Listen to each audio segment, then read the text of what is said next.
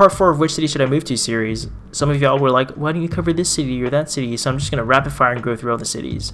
Yes, it's going to be all stereotypes. Yes, you might be offended. Just for you. Let's go. Houston. It's not all one big desert filled with tumbleweed, and not everyone rides a horse. And no, if you don't ride a horse, it doesn't mean you drive a pickup truck either. Philly. Their sports fans aren't as terrible as people make it to be. Winter uniforms go, eagle hat, orange jacket, and jeans. And people call water wooter. Yes, accents in Philly are well and alive. San Antonio, aka what high school did you go to? Make sure you have car insurance because drivers make their own exit ramp if there's traffic. Also, don't mess with the ducks at the Riverwalk. Dallas.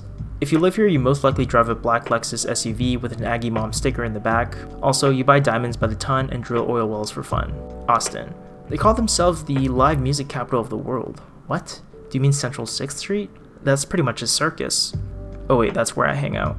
San Jose. Very underwhelming. It's like any other American city with lots of rich people driving expensive cars, but you have no clue where they live because nothing is exceptionally nice. Jacksonville. Bunch of homeless people in downtown. You'll like it here if you have a thing for churches, jails, and having at least one breakdown on each bridge. Nashville. Great restaurants, but hard to walk around the city. Interesting but weird art scene, yuppie culture that dress like social media influencers. Memphis. Religion is big, cost of living is cheap, but employment can be difficult. It's not a booming city, but it's on a slow upswing. Crime can get pretty ridiculous, and the drivers are pretty bad. Columbus, young, liberal, educated city. Terrible bus system, but good scooter system. Decent transition if you're going from a small town to a city life, which is still growing.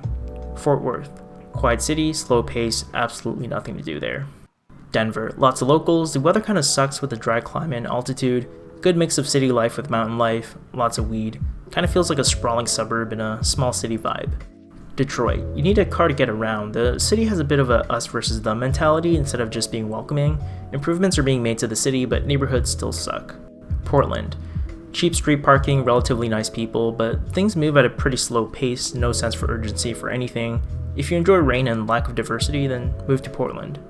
Vegas. It's a 24/7 hour city, great place to be a night owl. There's a lot of short-term residents in town, so social circles can be difficult to break into. Education is pretty bad though, so you might end up working the Bellagio buffet, and crime rates are still pretty high. Miami.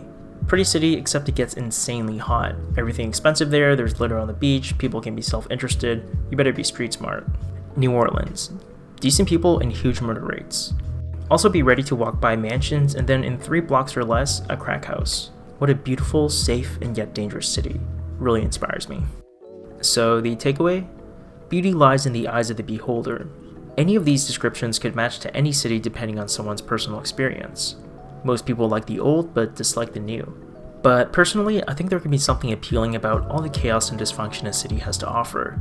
Any city is fine as long as you're not broke.